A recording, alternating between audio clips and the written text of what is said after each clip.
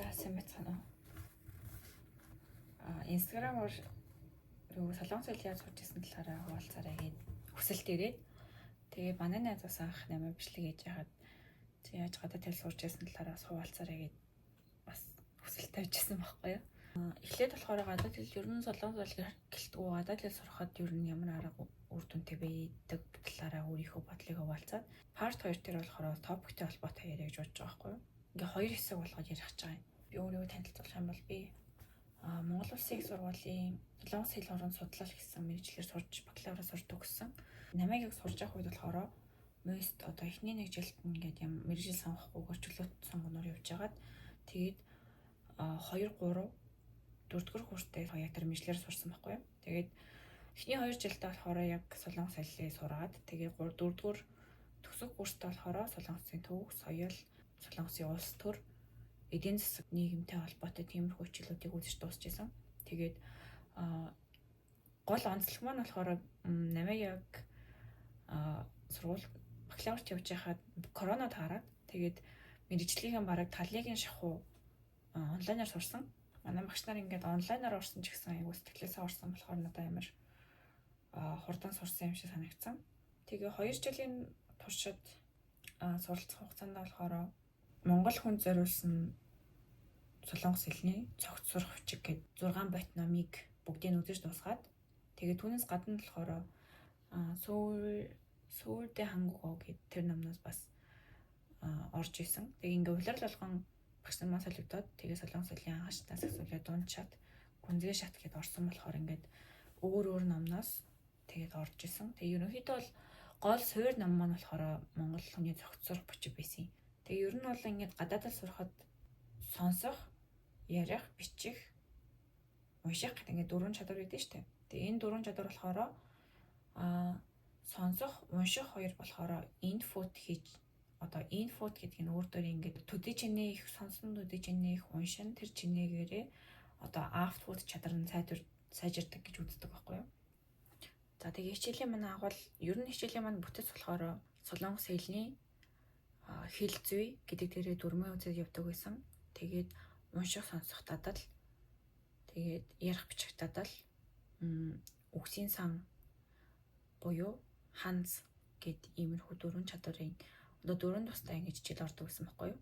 Тэгээд анхан шат, дунд шат, гүнзгий шат гэдэг ингээд 3 улирал дараалж ороод ерөнхийдөө болохоор манай багш нар ингээд яаж ордог байсан бэ гэхээр хэлцүүдээр болохоор ингээд дүрмээ яг ингээд бусад одоо үздэг шиг дүрмээ үзээд дүрмийнхээ хувирлуудыг үзээд одоо гэрийн даалгавартаа дүрмээ хувиргаа дээрээ өгүүлбэр зохиогоо дээрээ гэдэг ч юм уу одоо даалгавар өгч ордог байсан. Тэгээ гол нь болохоор дүрмээ ингээд хувирлахтаа ч гэсэн багш нар ингээд хэрвээ гэрийн даалгавартын дасгалыг ажлаа дээр ярих юм бол тэр дасгалаа ингээд эхнээс нь бүгдийг бичдэг байсан.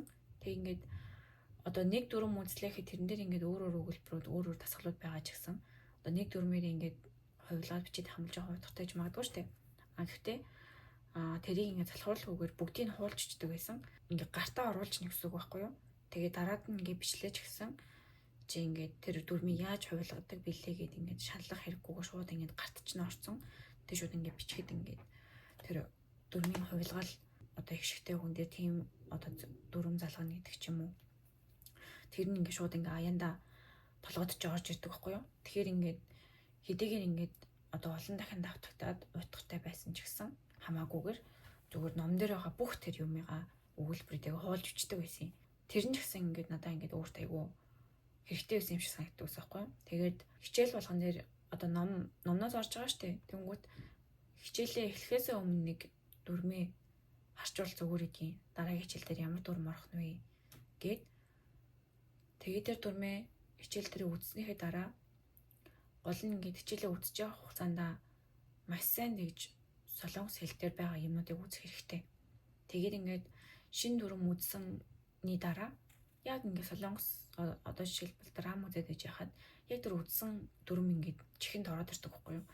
Тэгэхээр яг ингээд дүрмийг нэг бичиж ашиглаад, сонсож нэг ашиглаад тэгээд сонсож явах хавцтай болохоор энэ дүрмийг чинь одоо би ингэж үзчихсэн. Тэгээ яг энэ драм дээр ингэж ашиглагдчихж байгаа юм бэ гэдэг ингээд яг тэр драм үзэж явах та дүрмээ ингээд хайгаад олоод байх юм бол надаа ингээд амар хурдан ингэж хэжлэгдэж байгаа юм шиг санагдчихсан байхгүй юу. Тэгээд дараагийн болохоор унших бичих дадал дээр болохоор юу яаж ийсэн юм. Гүнзгий шатны маань багш маань болохоор нэг улиралд одоо 3 сарын хугацаанд Солонгос хэлийг сурах бичгийн 5 болон 6 дугаар номыг нь хуулийг нь үзэж дуусгачихсан байхгүй юу. Хичээл болгон дээр ингээд нэг хичээл үзээд одоо нийт 15 хичээлтэй. Тэнгүүт тэр 15 хичээлийг ингээд үзэж дуусгахын тулд бараг нэг хичээл дээр 2 ингээд сэдв үзээд одоо 2 тэр сэдв хичээлийн унших бичгийг бүгдийг нэг явуулдаг гэсэн байхгүй юу. Айгуу шахуу орж исэн. Тэгээд гол нь тэгээ шахуу орохдоо болохоор тэр нэг сурагчид дээр маань шинэ үгүүд гээд байдаг гэсэн. Тэгээ шинэ үгүүдийг ингээд жишээлбэл 20 шинэ үг байлаа гэхэд бүгдийг ингээд бид нар ингээд чэйжлээд тэгээд хичээлийн ихэнх 5 минутанд багш ингээд бүгдэнд нь цаас тарааж өгөнгүүтэй. Зарим үг нь Монголоос Солонгос руу, зарим үгийг Солонгосоос Монгол руу ингээд орчуулж шинэ үг шалгалт авдаг гэсэн. Надаа ингээд эргээд бодоход амар ингээд тус болсон санагддаг байхгүй юу. Тэг ингээд нэг сэдв жишээлбэл ингээд Кютун Судан ингээд одоо тээврийн хэрэгсэлтэй холбоотой үг үзлээ гэхэд тэр ингээд Чавэжон, Уэжон, Ютон гэдэг ч юм ингээд яг тээврийн одоо тэр машин барихтай холбоотой тийм үгүүдийг ингээд эхлээд чэйжилж ирээд үгэн шалгалт өгөөд тэр үгийг ингээд уншаад тэгээ буцаагаад ингээд бичих тасгалаа хийх ч гэсэн ингээд тэр үдсэн үгийг яг энэ үг чинь ийм үг штэ. Энэ үг чинь ийм утгатай штэ яг ингээд чэйжилж ирчээд хичээлээ орж ирсэн болохоор ингээд айгу хэрэглээтэй байсан. Тэгээд одоо унших тадлынхаа хичээлийг нэг юм цогцлбор уншлаа гэж бодоход одоо ингээд уншихтаа хараагаараа нэг уншаад тэгээд нэг өгүүлбэр нас чангаар уншдаг гэсэн байхгүй юу? Уншиж явах явцдаа чангаар унших нь бас зөв юм билээ. Би ингээд түрүүнд юу яасан штэ. Онлайнаар орж исэн гэдгсэн штэ. Одоо хичээл маань танхимаар ороод тэгээд хичээлээ ингээд багш ингээд нэг өгүүлбэрээр ингээд эхнээс нь уншуулдаг гэсэн баггүй дээр цогцлборыг. Миний ээлж ирээд би өөрөө тэр өгүүлбэр унших гэсэн чинь ингээ хараад ойлгоод ингээ бүгдийг нь ойлгож байгаа хэрнээ уншиж чадахгүйсэн баггүй юу. Хэл орооцолтоод тэгэд би тэр үед ингээ бүр амар шоконд ороод үе энэ ч одоо юу болж байна. Солонгос хэлийг ингээ 3-4 сар сурчаад ингээ уншиж чадахгүй нэгт чи юу гэсэн үг ийгээд тэгээ ингээ тэр үедээ ингээ амар шоконд орсны дараа ингээ уншихтаа ингээ чангаар уншдаг болсон. Тэгэхгүй ингээ зөвхөн ингээ хараагаараа уншаад ах юм бол одоо ингээ ярих тэр хэлний ингээ хэлээ ингээ тэр ярьж давхар ингээд хөгжүүлэх хэрэгтэй юм шиг байгаа байхгүй юу? Дуудлагаа хөгжүүлэх хэрэгтэй. За би энэ дээр 6 дугаар ботны Күгжээ савэ гэсэн энэс орж уншиж үзвэл. Тэгээ номны ботцсон нь болохоор ийм байдаг байсан. Гэдэг. Тэгээд энэ дээр байгаа энэ шинэ үгүүдийг бид нар ингээд бүгдийг чийжлэх гэсэн байхгүй юу? Энэ үгүүдийг ингээд чүзээ оби гэнгүүтэй эхний энэ хуудсан дээр байгаа бүх үгүүдийг чийжлэнгүүтэй тэгээд шалгалт өгдөг байсан. Эго бовчида гэнгүүтэй ингээд энэ дасгалуудыг за эхлээд нэг хараагаараа уншиж тэнгүүтээ бүгдээрээ дахиад чангаар уншия гэд яг хэлэгдэг гэсэн баггүй. Тэг яг ингээд хараагаараа унших, чангаар унших хоёр айгүй ялгаатай. Нэг хараагаараа уншлаа. Дараад нь 세계무역기구 출범 이후 국제사회에서는 자유무역 분위기가 확산되어 왔다. 그런데 세계 각국의 정부는 자유무역 시대 이후 수입품으로부터 자국의 농민이나 기업을 보호해야 하기 때문에 어려운 상황에 빠지는 경우가 많다. Ингээд энэ юм ингээд хэцүү ингээд хэлэхтэй өгнүүд байна шүү дээ. Тэр өгнүүдийг ингээд хараагаар уншаад ойлгоод байгаа хэрнээ хэлэхэд айгүй хэцүү болчихдог гэсэн байхгүй юу? Гол нь ингээд чанга унших нь зүйтэй. За тэгээд сонсох ярих бол надад хэцүү байгаагүй. Ягаад гэвэл амар ийнэн драма энэ үздэг. Тэгээд баг хамгийн амарх хичээл нэсэн баха. Гол нь болохоор сонсох ярих дээр ингэж бодсон юм. Input сайн байх хэрэг output сайн байна гэж бодонготой би өөрийгөө анханасаа нэг хүчлэг байхгүй юу? За угаасаа аяндаа ингэж input нь сайн гэд хичээлээ хийгээд явж явах юм бол би аяндаа ярьж чаддаг болно, бичиж чаддаг болно гэж бодоод нэг тэрэн дээр амар өөрийгөө хүчлээгөө. Гэхдээ яг сураа явж байгаа дүрэн болон үгсээ ингэж эвлүүлж бичгтэр бас айгу анхаарлаа хандуулаа. Тэгээд ярих чадлыг болохоор би орог хамгийн хойно тавьчихсан байхгүй юу? Сонсох дээр болохоор миний ингээд гол нь ингээд драма үзэхтэй ингээд зөвхөн романс сэдвийн драма биш. Одоо имлэгийн сэдвтэй драма, эсвэл одоо поптэй гардаг хуулийн чиглэлтэй драма, эсвэл сэтгүүлчд гардаг ингээд солонгосчууд ч драмыг амар олон төрлөөр хийдэж штэ. Тэгээд тэгэж ингэж олон төрлөөр одоо үзэх хэрэгтэй юм шиг санагдсан байхгүй юу? Ингээд романс драма үзэж байгаад би нэг чинь аим ойлгох юм ингээд бодож ирсэн. Хуультай холбоотой драма үзэнгүүт гинт ингээд ойлгох юм болчдөг. Тийм олон төрлийн драмыг үзэх хэрэгтэй юм шиг байгаа юм. Тэгээ хэрвээ ингээд драма үзэх утгатай драма үзэхгүй урт гэх юм бол YouTube дээр ингээд Енэн бас амар гардаг штэ. Тэрнээс гадна одоо солонгосын мэдээнүүд чи ингээд богинохон айгүй их YouTube дээр тавигддаг байхгүй юу? Тэгээ мэдээнүүд амар үзчихвэл зүгээр санагдсан надаа. Тэгээ уусаа хэрлэлгэн ч гэсэн яг Пюзон хангугаар руу ярьж байгаа болохоор Енэн үзснээс илүү одоо сонсох болон ярих тэр сайн нөлөөтэй. Тэгээ Енэн болохоор ингээд янз бүрийн сатурын хэрэгэлдэг хүмүүс, аялагтай хүмүүс, тэгээд одоо нэгэн жигт тийм аялгаар ярьдаг хүмүүс бас гардаг болохоор ойлгоход аюу хэцүү. Тэгээд дээрс нь аюу шуугантай болохоор залхах тохиолдол гардаг байхгүй юу? Тэгэхээр богинохон мэдээ их үзэж байгаа хэрэгтэй. Бас ингээд солонгос ингээд YouTube контентууд аюу их олон төрлөөр гардаг байхгүй юу? Жишээлбэл фэшн талдаа сонирхолтой байх юм бол фэшн талын YouTube руу үзэх хэрэгтэй. Эсвэл одоо skincare талдаа байх юм бол skincare дээр одоо YouTube руу олж үздэг ч юм уу, яг ингээд наривчлсан чиглэлээр ингээд бас бичлэг үзчихвэл зүгээр санагдсан надаа. Солонгос драма үзэхдээ хадмалгүй үзэх хэрэгтэй. Үгүй Монгол хадмалгүй үзэх хэрэгтэй. Би болохоор дандаа Netflix дээр солонгос хадмалтаар нь үздэг гэсэн. Тэгээд зогсоож агаад хэрвээ мэдэхгүй гарах юм бол солонгос хадмал дээрээс нь мэдэхгүйгээ хайчаад тэгээд эргэж орж үзэх юм бол яг нөгөө тэр мэдэхгүй хайсан үгийг ингээд байн сонсоод байхаар үг айгүй амархан тогтоогддог.